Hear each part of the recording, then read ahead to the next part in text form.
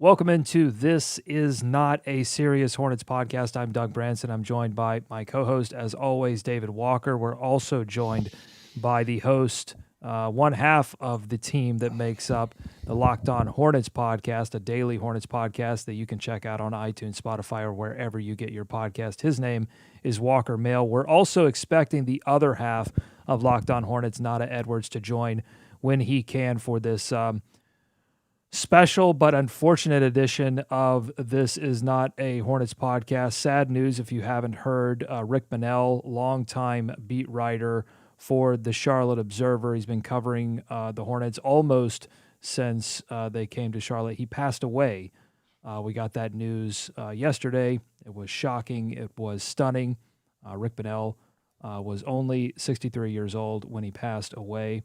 Don't have a lot of details around the circumstances, but I gathered the team here to talk about this news and stories we have about Rick and the job that he did as beat writer and the person that he was. And so we'll do that on this episode. I don't plan to really talk about anything else Hornets-wise on this one. We'll get to draft and free agency and all of that great stuff in the weeks to come.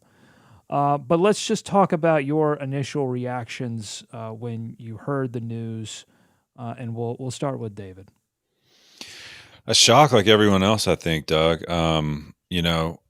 Rick was it's odd. He was obviously a staple and a legend, NBA, Charlotte, and media-wise, but also sneaky, maybe not so sneaky on Twitter. And so, I would always scroll and see what he was doing, what he was commenting, what he was talking about.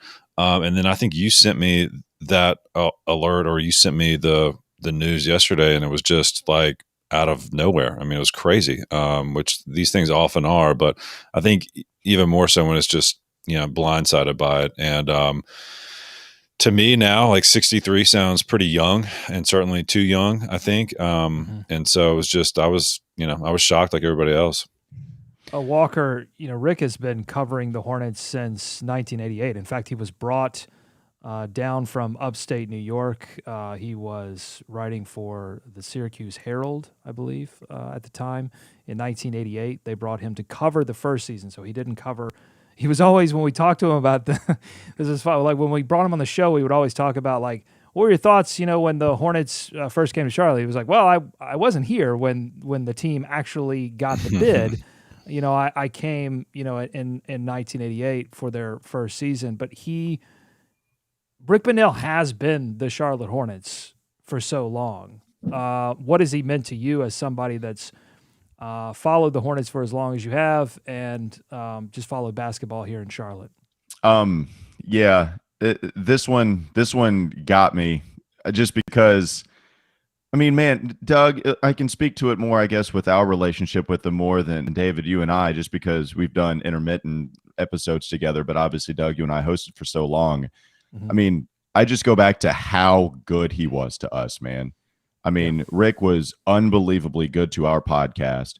I'm at the beach right now, and it's, funny. Rick loved going to the beach. I think it was Charleston where he loved to go, and he would always – no matter if he was on vacation, he would always appear anytime that we asked him to do an interview with us on 7:30 The Game, or he would make his weekly visit with the Locked On Hornets podcast. And for him to welcome me so much, as it struggles with networking as much, right? That's what the kind of game calls for. That's what being in the media calls for. Rick opening himself up so much to allow you in, which my story is one of countless other ones. I saw Jordan Rodrigue of the Charlotte Observer talk about that same thing. I saw Brendan Marks on Twitter talk about that same thing. He was so good to young journalists. He was so good to young broadcasters in a way that it's pretty rare, for somebody of that stature who was synonymous with Hornets coverage for so long. He was the guy. There's a reason the team is releasing something on him. There's a reason Rachel Nichols did something for him on The Jump. There's a reason Michael Jordan is putting out a statement. It's because Rick comments. I mean, that's insane. Personally commenting on that. There's a reason Michael is putting that out there, and it's because Rick could text Michael, "Hey, can we write this important thing that you're a part of? And Michael would say, okay. I mean, Right. so for me, as you mentioned, he is Hornets coverage, but as we got to know him so much, and as I got to know him so much, just being a young person in the game, for him to be so good to me, be so good to all of us, it was, that one hurt. He meant so much to me in my professional growth, more so than I can tell you than any other journalist outside of the station. He was number one, and it's not even close. I thought there was one of the more interesting tweets, tributes to Rick was from Brendan Marks, who was essentially, when I was going to the arena every night, was kind of Rick's understudy. And now he's doing great things covering sports goings on at Chapel Hill and Duke, for that RDU area. But he was always learning from Rick. And he says here in this tweet, Rick used to always tell me how hard he worked to be a kinder, more present person the last few years. Now, if that was a change, I wouldn't know it because that's the only Rick I knew. But enjoying the moment, taking care of yourself, those were huge for him. And that was my experience too. Like, the only Rick I knew was someone that talked to me when no one else was. Like, I was just kind of hanging around the team, trying to kind of make my bones, be quiet about things, but trying to do my work. And Rick would come up to me and just either drop a Hornets nugget or say hi or talk about something random. It wasn't always Hornets. Sometimes it was just something that was on his mind.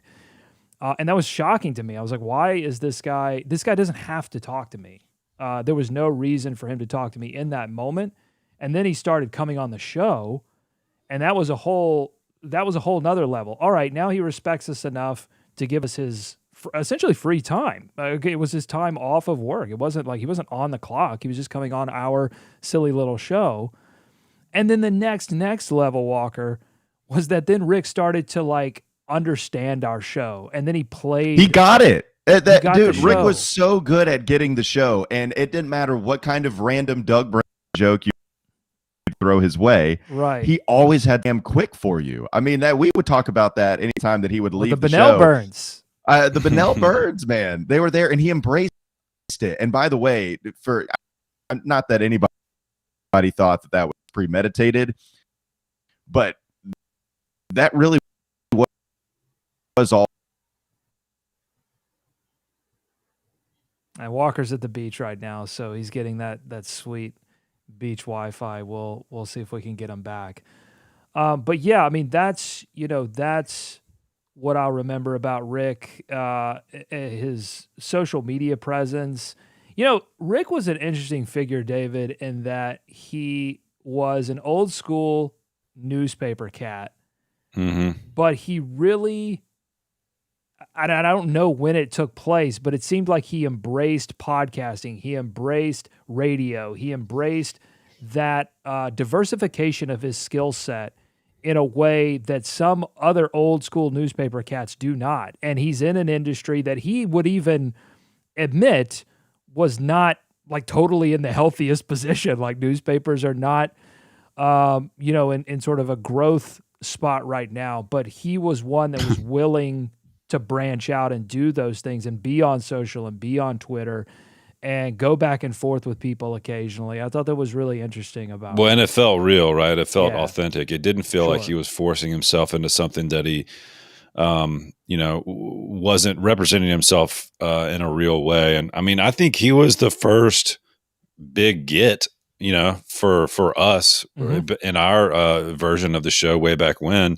And I remember him saying at the time, because he had seen all the hours that you'd put in and all the work on the ground that you'd done at the arena. And he said, I really think you guys and Doug, you've done a good job of being that outlet that is needed for this team and this, this city and this sports or this sports league. And so, like, he was very complimentary because he saw what you had done and the work that you had done. And then when Walker came on and you guys would have him on regularly, and he saw that you guys were putting in the work and you knew what you were talking about.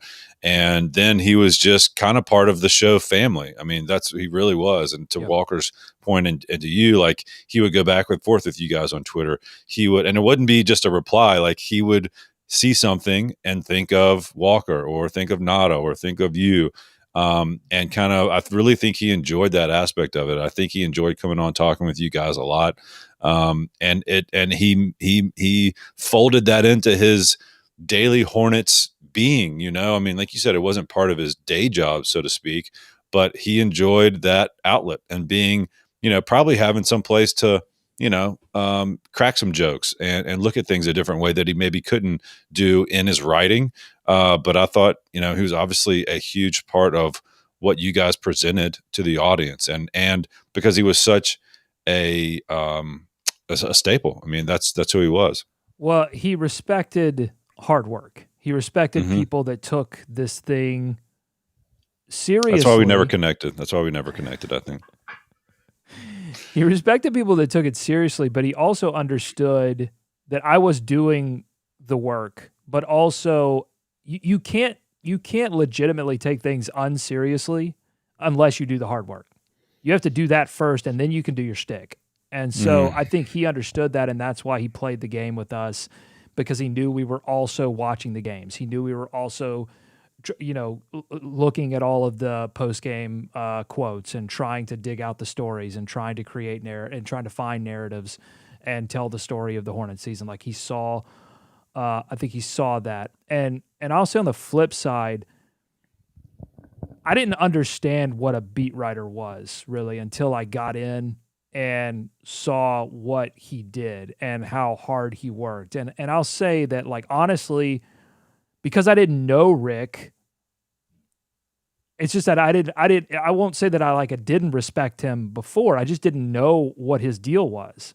And then like watching him work, I was like, oh, I get it. Like that's what this is all about. And it gave me a respect for like what it means to be a beat writer and what it means to like take sports coverage seriously, seeing him, work day in, day out to make it happen. So now we've got Walker back in. We've got Nada in the spot. Better late than never, Nada. We always love to have you. Oh, stop it. I literally, there were a lot of technical difficulties. I'm not using the typical headset that I normally use. Oh boy. Like there's a lot. Like, look at this. Right off the bat. Together. We put stuff together with Scotch tape, glue, whatever, and chewing gum, a little bit of chewing gum too. And yeah, so been listening to this conversation, and my God, give us your thoughts, your reaction when you first heard the news. Any stories you have on Rick? Just kind of spill it. I would say the idea of I've always understood and respected Rick. It's kind of something like you said before, Doug, where it was I had to see behind the scenes first to understand how good he was at his job. And for me, at least, that was the idea that sometimes you just don't appreciate the guys until you actually see what they do. Because literally going to that arena every night, going to get a clip every night, because he would be one of those people you'd see in the press room, I would say 30 minutes after a game, going directly and banging out that gamer. And it always just reading super fresh, or always having that constant theme of, hey, you need to be watching out for this. You need to be taking care of this. You need to be paying attention to this. And for me, at least, it never felt like he accepted me at first. And then it wasn't until I took over doing the show last year where it was like he would start saying, hey, you're really seeing this. Hey, you made this joke about James Harden, and I couldn't stop laughing on the green. You listened to the show. That was that was a crazy revelation, because I knew he came on the show, and so that was an amazing thing that he did by just doing that. But then, he would listen to the show like on his walks, and I'm like, wow, that's nuts. Yeah, exactly. It was one of the most humbling things to realize that, he was listening. And yes, he would have a little scary too. It was like, uh-oh.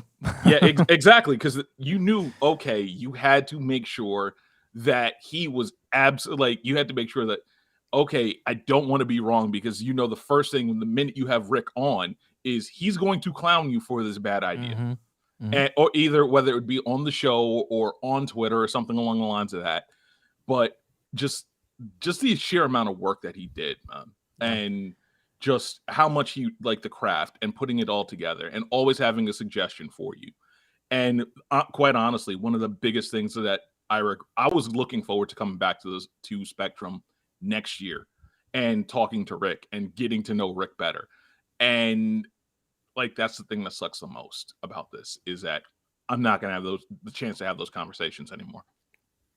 It's interesting, David, this kind of idea of the beat writer and how we feel about the beat writer in Charlotte or otherwise, and what we want the beat writer to be. And I think that some of the, I don't know, disrespect, ill will towards a beat writer can be a lot of things.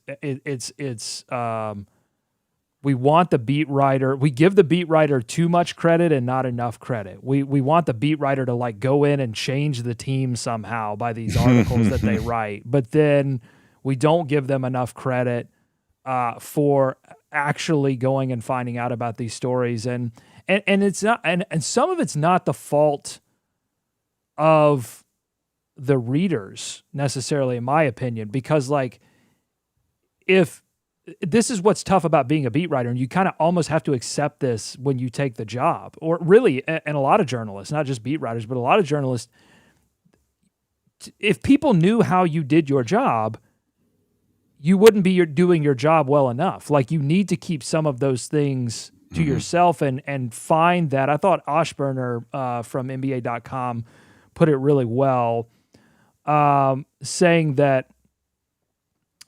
see if I can find this quote. He essentially, I'm going to paraphrase here until I find it, but he essentially said that Rick Bonnell found like that middle ground between someone, a beat writer who's way too close to the team and is only writing good stuff and homerism and all of that stuff that you hate. But he also wasn't excoriating the team in every column and trying to get those clicks in that way. He was telling the story, yeah. Yeah, he found this middle ground of telling the story. What did you think just about his style? Well, I think it changed, right? I mean, anyone that sticks around that long, you see the evolution, and the game changed, right? I mean, are we going to see someone like Rick stick with the team from day one, up until now? It doesn't feel like. I mean, how many beat writers for the Hornets have we seen come and go in the last 5 years, right? Moving on to something else. And so he was able to develop that relationship. And I think through this show, through other outlets, certainly in his writing, the thing that I noticed most about him, especially over the last couple of years, and really like since MJ came in and this new regime, he really tried to tell the story of what was going on. I mean, he could be critical, but when people were freaking out, asking him, why are they doing these moves? Why are they signing these people? Why are these deals so bad? He would attempt to do what I think a lot of we've done and you guys did, give the other side of that, say, well, look, this is whether this team is. It's not challenging for a championship. This is what they're trying to build. Is it going to work? I don't know. I guess we'll see.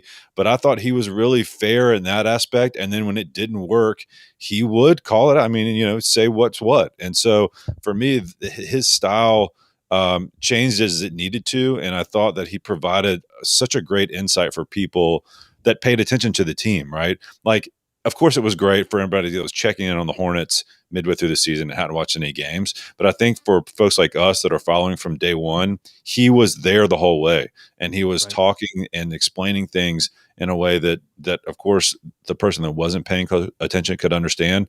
But also we were probably nodding along saying, yes, that's why they're doing this. Is it going to work? We don't know. But Rick did a great job of relaying what was kind of going on behind the scenes without being, that tell-all, and maintaining those relationships, right? That's such an important point. Yeah. I want to get to Nod on this too, but that's what I came to understand about the beat writing process, is that to maintain the relationship with the team in order to tell the story, you can't tell the story if you don't have a little bit of access. But in order to maintain that, you can't tell everything you know. But what you can do, Because he would say, he would pass along things to me and say, listen, you can't say this, but just understand this so that when you build whatever you are going to say, you have this knowledge. And to me, that's it. You take the things that you can't say and use it to inform whatever you're going to write and whatever you're going to say. And I think that was something that I didn't understand until I worked with Rick closely. Yeah. What do you think about that? Yeah, it's funny because there were those notes. There were, like you said, he would tell you, like, you can't use this yet, but this is what's going on, and you're close. And he would either tell you outright, or he would tell you you're close and let you figure it out on your own. By the way, he didn't have to do that. That's Exactly. that. When you hear people say, all of his colleagues mention these moments that Rick would come up to you and almost startle you a little bit. I'd be like on my computer, getting ready for a game or whatever, jotting down some notes, and like Rick would just kind of, sneak up behind you. And the thing I always loved about Rick was that he didn't mess with pleasantries, which is a great like newspaper thing. Like you don't have time for like, hey, how's it going? How's the, he would care in a moment that wasn't so hectic. He certainly cared about what was going on in your life, but he would always just like go in with the nugget. Like he would just like, hey, I don't know if you know this, but blah, blah, blah, blah, blah. And I was like, whoa, hey, Rick. Yeah, no. Eldon Campbell grabbed 12 boards on this date in 19. Yeah. It's not even that. Like the best story I can think of is I think it was a preseason game like 3-4 years ago, Doug, and it's like me, you, Walker sitting there for the post game presser on the preseason game, which I don't know why we were going, and Rick just walks up. Oh, come on. Yeah, but Rick walks up to us and he's like, "Well, I hope Frank saved up his money." And this is talking about Frank Kaminsky, and he's like, "I hope Frank saved up his money." And he predicted the demise of Frank Kaminsky's career in Charlotte quicker than anybody else did. Like he just did it in such a biting and informational way. Like it was dripping with sarcasm, but at the same time, it was just so witty and so funny that you couldn't help but like those are the moments I remember from Rick. Like those quick one-liners that were so informational that it just stuck with you forever. And so when we talk about Rick, like the beat writing process is a lot of, I hear a lot and I only use 5% of it. Like the stuff that he doesn't use or later becomes something that like he would make meals out of all of this stuff, but only use like 10% of it. And the other 90 would be something that would just be something you store in your back pocket. And he would tell people this, but as Doug, you point out, he didn't have to. And he loved to do that with a lot of us. Like share those little tidbits of things that like it could have been much, much worse. Yeah. Again, I think I go back to like the industry that he's working in is not doing well. And so you can take a couple of approaches if you're working in those kind of industries. You can be threatened at every corner and, guard your space and not let anyone in and be combative in that way. Or you can do what Rick, I think, smartly did, which was diversify your skill set, be nice, share, and understand that, and some of that came from the fact that he was an institution that he had been around so long. But I think most of it came from the fact that, again, going back to Brendan Mark's tweet, whatever personal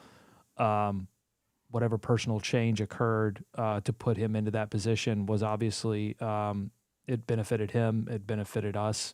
And we will miss it dearly. There was a Rick that we didn't know, the Rick that was on the road. He was the beat writer. He was the road dog. He would go and travel with the team, and you're seeing this outpouring of tributes from people across the country. J.A. Adonde tweeted, "This hurts. Rick Bonnell was the chronicler of NBA basketball in Charlotte." Mark Spears, "It pains my heart to hear that Rick Bonnell has passed away. There was no greater historian of Hornets basketball since its arrival to Charlotte than him." Mark Stein tweeting, and then I've been looking at when it happened, all of the people in the Locked On Podcast Network who are credentialed with their respective teams, people in LA, people in Houston, people in just all across the country, support for the family and friends of Rick Bonnell because, damn, I mean, we're going to miss the hell out of him. And it's a huge hole for Charlotte sports because, again, he was, like Mark Spears said, he was the historian of Hornets basketball. We'd have him on during the offseason, and we'd talk about, he had Anthony Mason stories. He had the Glenn Matt Rice Geiger nuggets. Story. He had the Geiger ripping his ass story. Like that's a perfect example of Rick coming on and playing the game and knowing exactly what we wanted and giving it to us. So this one stings. Any final thoughts? Anything else that you want to say in honor of Rick, in memory of Rick? And again, we've been selfishly sharing our own stories, but obviously our hearts go out to his friends and close family. Yeah, I mean, for me, guys, and you guys had a much closer relationship with Rick than did I, of course. And I think I was only on the show once or twice, way back in the day, and we had him on. I was telling Doug, I don't know if you heard, like he was definitely our first big get, and that was way back. That was pre Locked On, I think, right, Doug? I mean, that could was have been before. Could have been Hive Talk Live. Hive Talk Live.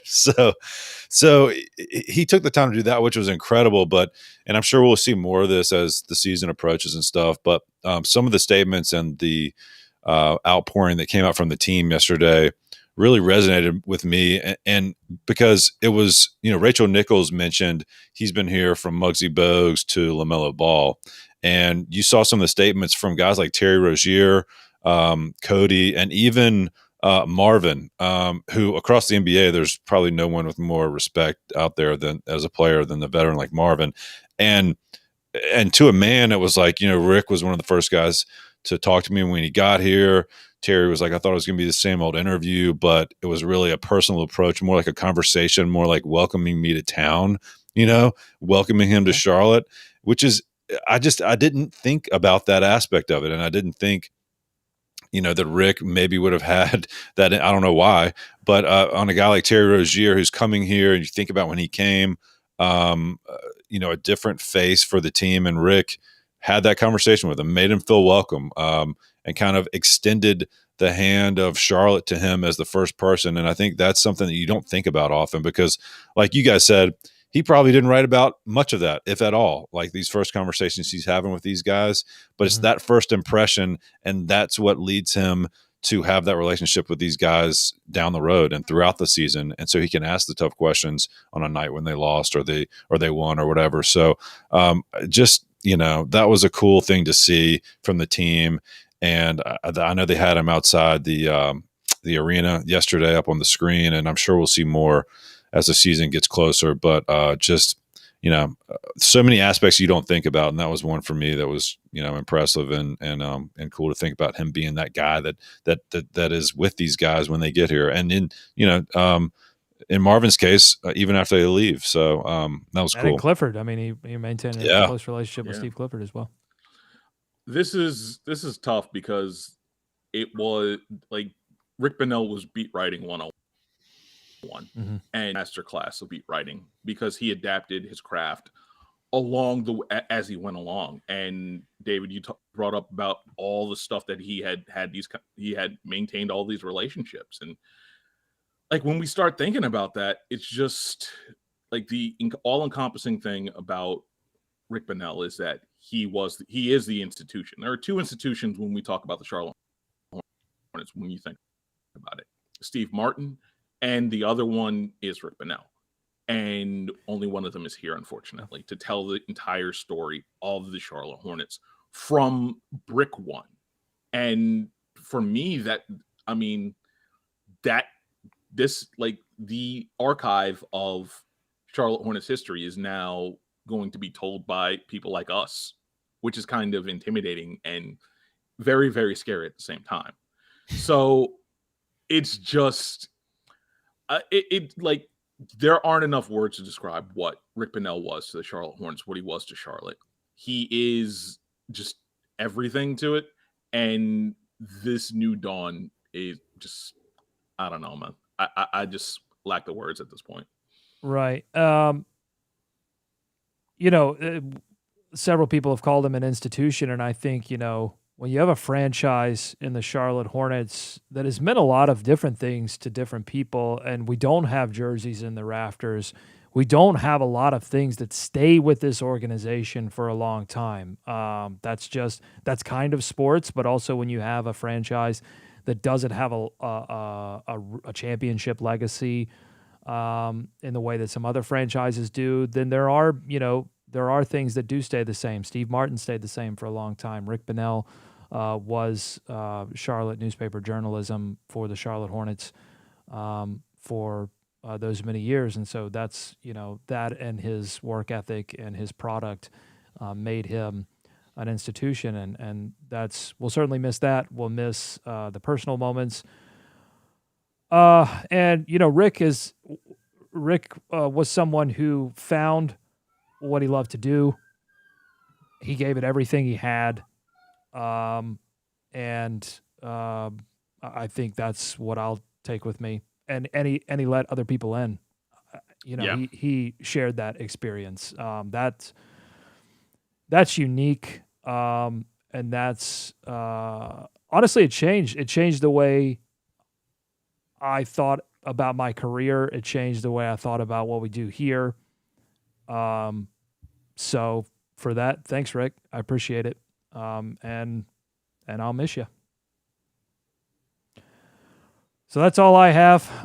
Thanks for joining us and participating in this. We'll be back next week to talk about all of this Charlotte Hornets happenings that will go on, free agency, draft, some of the things that seem way less important right now. But thanks for spending some time with us, and we'll see you next week. Thanks, guys. Thanks for doing this.